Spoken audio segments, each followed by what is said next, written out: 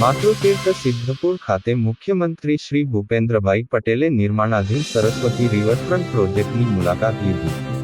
મુખ્યમંત્રીશ્રીએ ગુજરાત સરકાર અને ધોળકિયા ફાઉન્ડેશનના સંયુક્ત પ્રયાસોથી સરસ્વતી નદીમાં થઈ રહેલ જળસંચય માટેની કામગીરીનું નિરીક્ષણ કર્યું.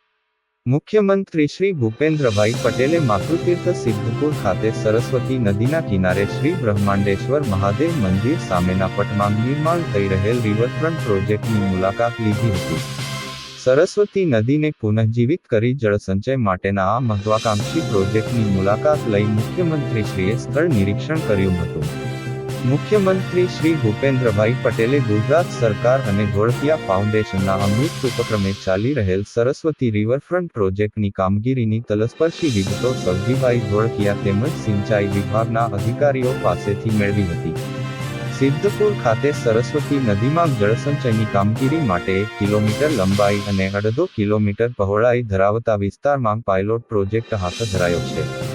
13 માર્ચ 2024ના રોજ શરૂ થયેલ આ પ્રોજેક્ટમાં અંદાજિત 20 કરોડ રૂપિયા જેટલો ખર્ચ થશે. આ પ્રોજેક્ટમાં અત્યાર સુધીના સમયગાળામાં 3,20,000 ઘનમીટર જેટલું કામ થયું છે. આ પ્રોજેક્ટ વર્ષ 2024ના અંત સુધીમાં પૂર્ણ થશે.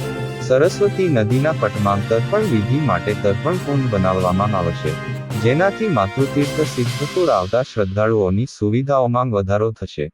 મુખ્યમંત્રીશ્રીની આ મુલાકાત વખતે કેબિનેટ મંત્રી શ્રી બલવંતસિંહ રાજપૂત, પદ્મશ્રી સવજીભાઈ ધોળકિયા, મુખ્ય સચિવ શ્રી રાજકુમાર, મુખ્યમંત્રીશ્રીના અધિક મુખ્ય સચિવ શ્રી પંકજ જોશી, સિંચાઈ વિભાગના સચિવ શ્રી કે.